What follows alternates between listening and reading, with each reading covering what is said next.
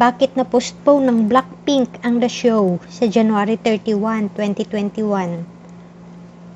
Ibinahagi ngayon ng Blackpink na ang kanilang inaabangang pandaigdig na live stream na The Show ay ipagpaliban sa January 31 dahil sa pag-iingat sa kaligtasan at kasalukuyang paghigpit na nauugnay sa COVID-19 sa South Korea. Ayon sa Blackpink, hindi kami makapaghintay upang matugunan ang aming blinks sa lalong madaling panahon, ngunit upang sumusunod sa mga alituntunin sa pag-iwas sa South Korea COVID-19 at upang matiyak ang isang ligtas na pagganap sa kasamaang palad ay nagpasya kaming ipagpaliban ang The Show mula sa December 27 hanggang January 31 ng susunod na taon. Sa pamamagitan ng konsyerto, nais naming bigyan ng ilang uri ng kaginhawaan sa mga mahihirap o kasayahan sa panahong ito, ngunit ang kalusugan at kaligtasan ng lahat na nakikilahok sa The Show ang aming pangunahing prioridad. Kaya upang matinik na naghahanda na nakikilahok sa The Show ang aming pangunahing prioridad. Kaya upang matiyak na naghahanda kami para sa konsyerto sa isang ligtas na kapaligiran na pagpasyahan naming ipagliban ang The Show. Mga detalye ng otomatikong pag-refund.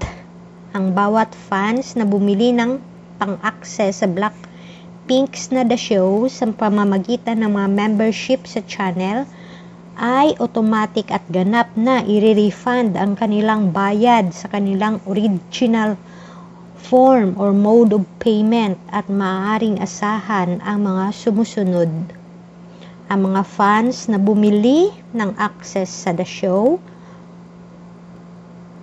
ay makakatanggap ng mga email mula sa YouTube na nagkukumpirma sa pagkansila at pag-refund. Makalipas ang ilang sandali matapos makatanggap ang mga tagahanga na ito ng mga email mula sa YouTube na nagkukumpirma ng kanilang refund, lilitaw muli ang button na Join sa official YouTube channel ng Blackpink at mabibili muli ng mga fans ang bagong channel membership. Paano ba kayo bumili ng access sa isang bagong channel membership? Ang magandang balita ay ang blinks mula sa buong mundo ay makakabili na ng access sa isang bagong membership channel. Ang mga tagahanga ay may dalawang mga pagpipilian sa pagbili na parihong kasama ang mga pag-access sa online na concert sa January 31 at karagdagang mga membership perks. Ang mga detalye sa kung paano bumili at ang mga pagpipilian ay babasahin natin. Maaaring bumili ang mga fans ng access sa The Show sa pamamagitan ng channel membership page na ma-access sa mga desktop, mobile devices o sa pamamagitan ng pagbisita sa official na YouTube channel ng Blackpink at pag-click sa button na Join sa website ng YouTube Android app.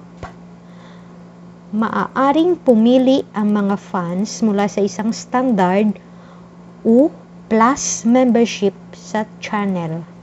Ang kaligtasan ay pinakamahalaga sa Blackpink, YG Entertainment at YouTube. Kaya inaasahan at sana maunawaan ng mga tagahanga o fans at sasali upang ipagdiwang at ipakita sa loob lamang ng ilang oras sa Enero 31, 2021 ang kanilang The Show